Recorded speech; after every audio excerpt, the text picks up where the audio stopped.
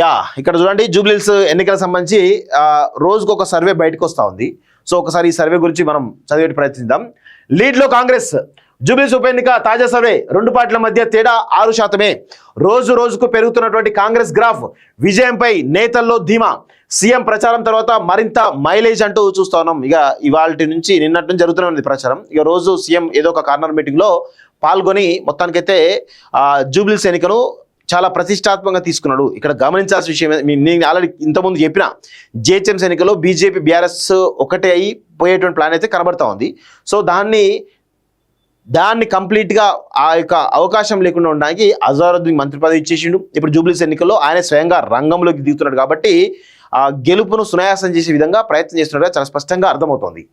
So Jubilee Hills ఉప ఎన్నికల్లో Congress BRS party మధ్య ఎన్నున్నాయి 6% ఉన్నట్లు సర్వేలో తేలింది. కాంగ్రెస్ అభ్యర్థికి 44% మద్దతు లభించగా బీఆర్ఎస్ అభ్యర్థికి 35% ప్రజలు సపోర్ట్ చేసినట్టు లోక్పాల్ సంస్థ తన సర్వేలో తెలిపింది. బీజేపీ కేవలం 15% మంది మద్దతు మాత్రమే పొందుతున్నట్లు పేర్కొన్నది.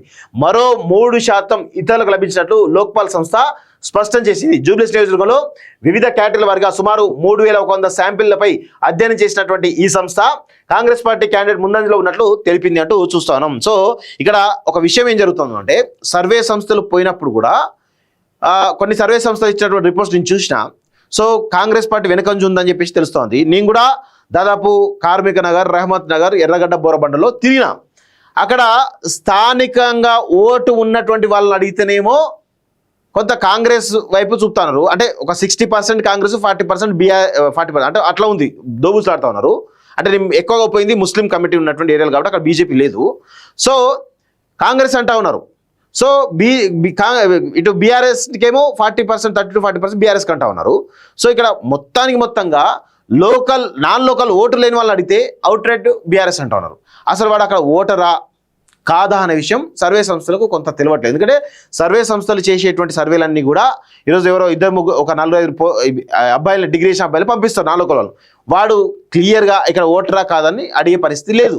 సో వాడిని అడిగితే ఏమంటారు, ఆబ్వియస్గా కాంగ్రెస్ పార్టీ ఉన్నటువంటి నెగిటివిటీ చెప్తా ఉన్నారు.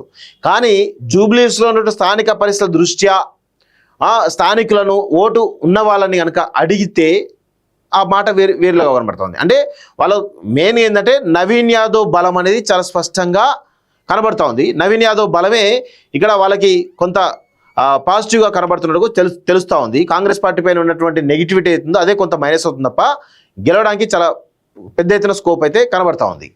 సో ఇక్కడ చూడండి,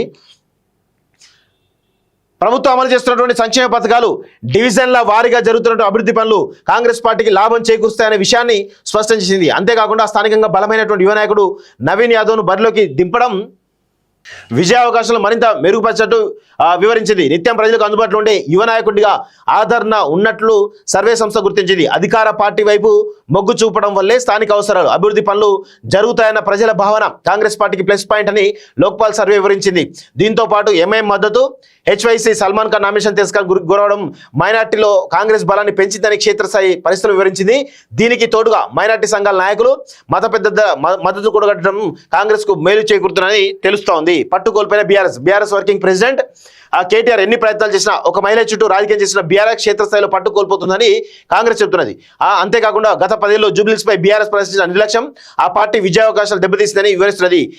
అటు బీజేపీ హిందుత్వ రాజకీయాలు బీఆర్ఎస్ ఓటు బ్యాంకును దెబ్బతీయవచ్చని అంచనా వేస్తున్నది. బీజేపీ బీఆర్ఎస్ ఒకటేననే భావన కూడా మైనార్టీ ఓటర్లో ఉన్నదని, జూబ్లీహిల్స్ లో మెజార్టీ ఓటర్లు వారే కావడంతో ఆ ఓటు బ్యాంక్ మొత్తం కాంగ్రెస్ కి వస్తున్న ధీమాతో ఆ పార్టీ లీడర్లు ఉన్నారు. లోక్పాల్ సంస్థ కూడా ఇదే విషయానికి పసిగట్టింది. గతంలో తెలంగాణ అసెంబ్లీ ఎన్నికల సందర్భంగా లోక్పాల్ విడుదల చేసిన సర్వే వాస్తవ పరిస్థితులు అద్దం పట్టింది. తాజాగా జూబ్లీహిల్స్ ఉప ఎన్నికల్లో కాంగ్రెస్ విజయం సాధిస్తానని ఆ సంస్థ విడుదల చేసిన సర్వే అధికార పార్టీకి పోలింగ్ కు ముందు బూస్ట్ ఇచ్చినట్లయింది అని తెలుస్తోంది. సీఎం మంత్రుల ప్రచారం మరింత ప్లస్ అయ్యే అవకాశం చాలా స్పష్టంగా తెలుస్తోంది.